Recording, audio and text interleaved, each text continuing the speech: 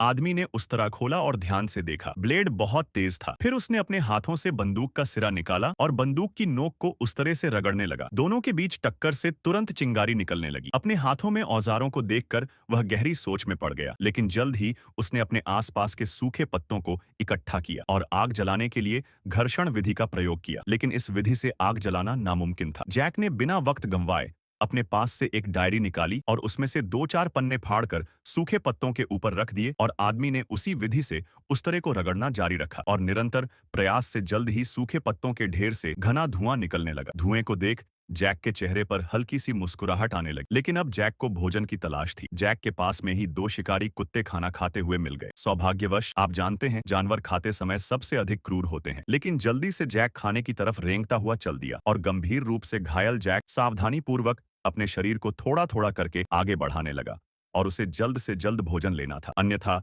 उसे और अधिक देर हो जाती। वह नहीं जानता था कि उसमें जीवित रहने के लिए पर्याप्त शक्ति है या नहीं। जब शिकारी कुत्ते ध्यान नहीं दे रहे थे, तो जैक ने अप्रत्याशित रूप से उन पर लकड़ी के डंडे से हमला कर शिकारी कुत्तों को भोजन के पास से भगा दिया। जैक का शरीर जख्मों से भरा हुआ था और उसकी भयंकर आंखें शिकारी कुत्तों को डराकर भगा रही थीं। तुरंत जैक ने बिना वक्त गंवाए उसमें से कुछ भोजन निकाला और जल्दी से वहां से भाग गया। गुफा में पहुंचने के बाद जैक ने वहां से कुछ जड़ी बूटियां ढूंढी और उन्हें कूटकर अपने जख्म पर लगाया। तीव्र दर्द के कारण वह चीख पड़ा, लेकिन उसे अब आराम मिला और वह सो गया। जैसे जैसे समय बीतता गया, जैक का शरीर सामान्य हो गया, लेकिन उसके दुश्मन ने उसके साथ जो किया था, उसके कारण जैक के सामने दुश्मन का चेहरा बार-बार आ रहा था। वह अपना गुस्सा दबा नहीं सका, इसलिए जैक ने बदला लेने का फैसला किया। अपनी आंखों को बर्फ के प्रतिबिंब से अंधा होने से बचाने के लिए उन्होंने अपनी आंखों पर कोयले की राख लगा ली। फिर वह अपना थैला लेकर अपने शत्रुओं का पीछा करने निकल पड़ा। जैक को दिशा नहीं पता थी, इसलिए वह उनके पीछे छोड़े गए निशानों को ही देखकर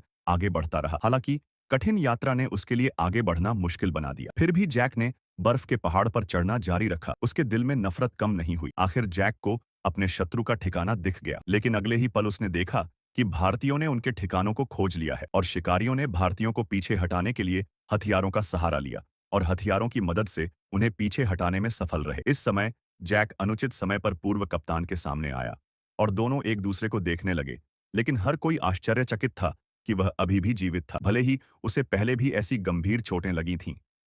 अपने शर्मिंदा साथियों को देखकर जैक को अचानक लगा कि ये लोग काफी दुखी हैं, इसलिए उसने अपने दिल में नफरत को छोड़ दिया और मुड़कर सही और गलत के इस स्थान को छोड़ दिया।